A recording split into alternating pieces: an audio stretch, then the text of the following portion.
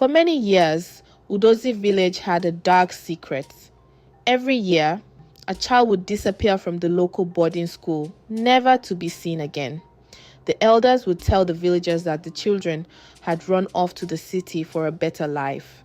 But deep down, everyone feared the truth.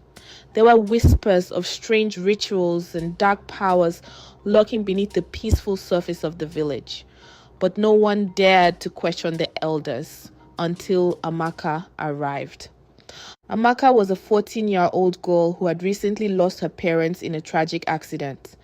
She was sent to Udozi village to live with her grandmother and attend the local boarding school. Life in the village was much quieter than the city, but there was something unsettling about it. Amaka couldn't quite put her finger on it, but the whispers about the missing children filled her with dread. One day, after overhearing a conversation between two villagers about the missing children, Amaka asked her grandmother, "Grandma, why do children keep disappearing from the village school?" Her grandmother's face grew pale. "Amaka, it's best you don't ask questions about such things," she said softly. "Some things are better left alone." But Amaka couldn't shake the feeling that something was terribly wrong. Why did no one seem to care that children were vanishing without a trace? And why did the villagers act as though nothing was happening? One night, as Amaka lay in bed, she heard something outside her dormitory window. At first, she thought it was the wind, but the sound grew louder. She tiptoed to the window and peered outside.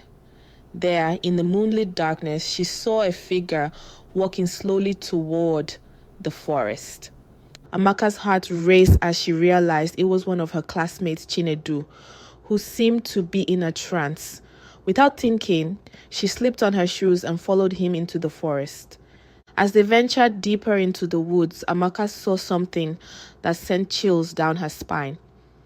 In a clearing, a group of village elders stood around an ancient tree. They were chanting in a strange language, their faces covered in dark paint. Chinnie, still in a trance, walked toward the tree as if he were being drawn to it. Amaka's breath caught in her throat as she realized what was happening. The missing children hadn't run away. They had been taken by the elders for some sort of ritual. Terrified, Amaka knew she had to act quickly. But what could she do? She was just a child, and these elders were using powers far beyond her understanding. But then, a memory came to her. Her grandmother had always told her about the power of prayer and the strength found in the name of Jesus. She remembered the Bible verses her grandmother had taught her, especially one in particular. The name of the Lord is a strong tower. The righteous run into it and are safe. With her heart pounding, Amaka knelt down in the forest and began to pray. She prayed with all her might, calling on Jesus to protect her, Chinnie, and the other children who had been lost to the darkness. As she prayed, the air around her seemed to change. The chanting of the elders grew weaker, and the dark power that had surrounded the clearing began to lift. Suddenly, there was a loud crack, like thunder, and the ancient tree at the center of the ritual split in two. The elders cried out in fear, their chants turning into panicked shouts.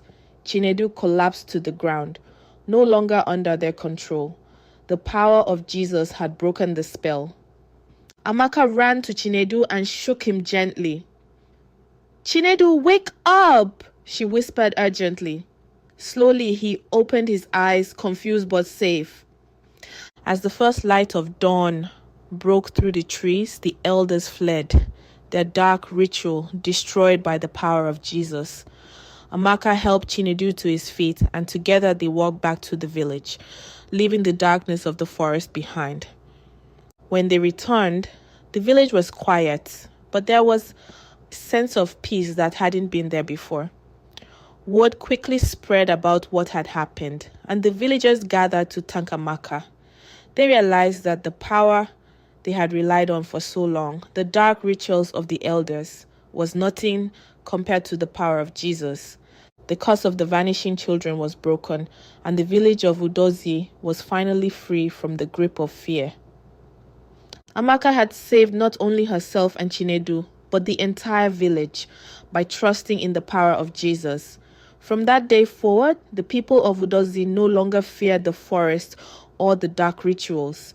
They turned to Jesus for protection, knowing that his power was stronger than anything they had ever faced. Now, I have some questions for you. What do you think about the dark secret of Udozi village? Would you have had the same courage as Amaka to face the elders? If you enjoyed this story, don't forget to like, comment, and share with your friends. And of course, subscribe to hear more exciting stories just like this one. Thanks for watching and stay blessed.